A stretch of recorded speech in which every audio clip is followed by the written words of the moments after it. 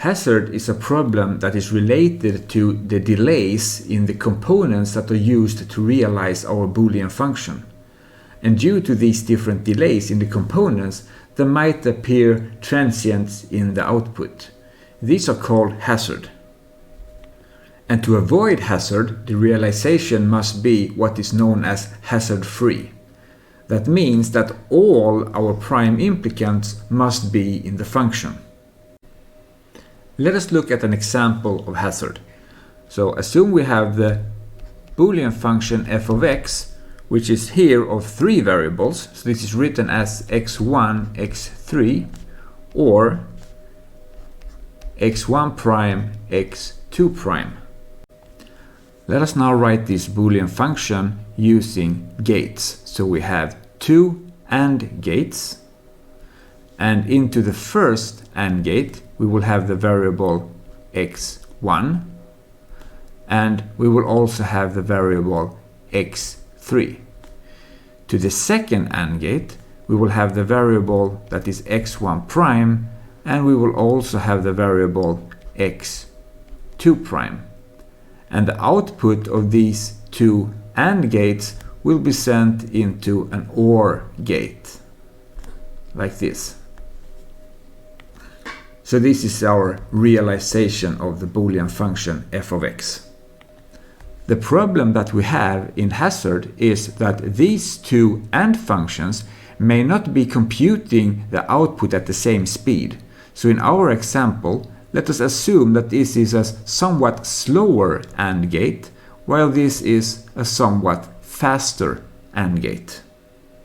Now let us assume that the input to our function is that x1 and x2 is a 0 and x3 is a 1. In that case we have a 0 here as an input to the first AND gate, and we also have a 1 as input because x3 is a 1. For the second AND gate we have a 1 because x1 prime is a 1 since x1 is a 0, and x2 prime is also a 1 because x2 is 0. This will give us the output 1 because we will have 2 1s going into the fast AND gate, which outputs a 1 here, and we will have a 0 going out from the first slower AND gate. And when these 2 are sent into the OR gate, we will get a 1 as an output. Now let us call this time instance 1 here. So here we will also have what is happening in time instance 1, here we have what is happening in time instance 1, and here we have also what is happening in time instance 1. At time instance 2, what will happen is that our input variable x1 will go from 0 to being a 1.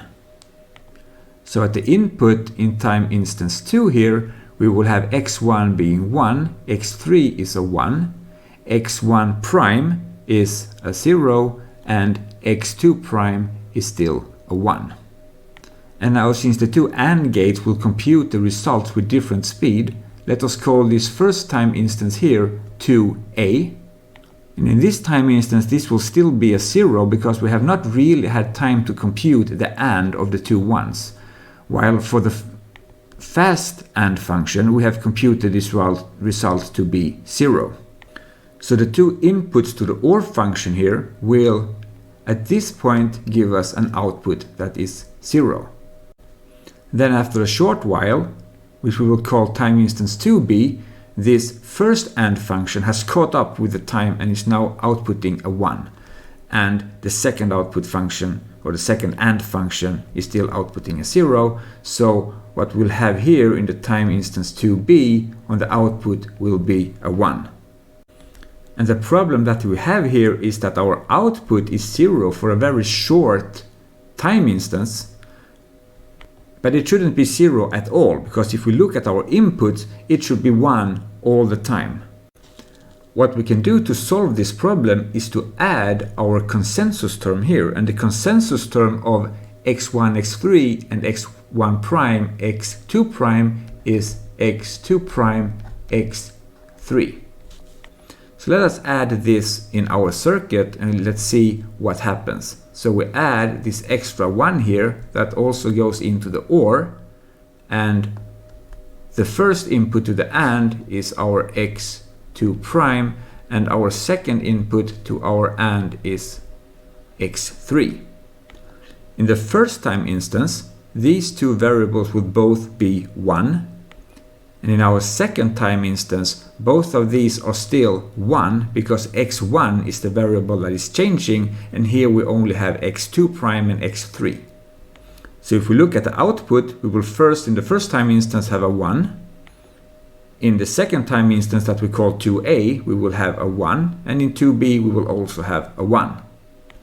And since the output of this AND is stable when x1 changes value, the output of our Boolean function will be 1 in the first time instance, and it will continue to be 1 in the time instance 2a and also in the time instance 2b. To see this in a different way, let's look at our Carnot map for this Boolean function that we have. So we have a Boolean function of 3 variables. We have x1 and x2 given as our rows, and then we will use x3 as our 2 columns. This Boolean function will be 1 when x1 and x3 are 1, so we will have 1 here and here in our Carnot map, and when x1 is a 0 and x2 is a 0, so that is these 2 places in our Carnot map, and it will be 0 in the other inputs. So the implicants that we used to define our functions originally was the x1, x3 implicant and the x1 prime, x2 prime implicant here. And then when we added the consensus term, we added the implicant that is x2 prime, x3, that is this implicant here. So looking at our Carnot map, we can see what we have actually done. So what we did is that we made sure that each time we change one variable, we always move within one of our prime implicants. We do not move between prime implicants. So for example, when we change the variable x3, we move within this prime implicant here. If we change the variable x2, we move within this prime implicant here. And when we change the variable x1, which is what we did in our example, we now move within this prime implicant here. So in general, what we can say is that if we include all the prime implicants in our Boolean function, it means that every time we change one variable in our function, we will always move within a prime implicant, and we will not have this hazard. This is typically not much of a problem for a synchronous circuit, because as long as the state variable or the next state variable is stable when we do the clocking, then we will have the correct state transition. It could be a problem for the output function though in certain situations. However, for asynchronous circuits, this could very well be a problem, because the delta that we have that is separating the Q plus and the Q variables will go to 0. So there is no time to wait for the stabilization of the variables.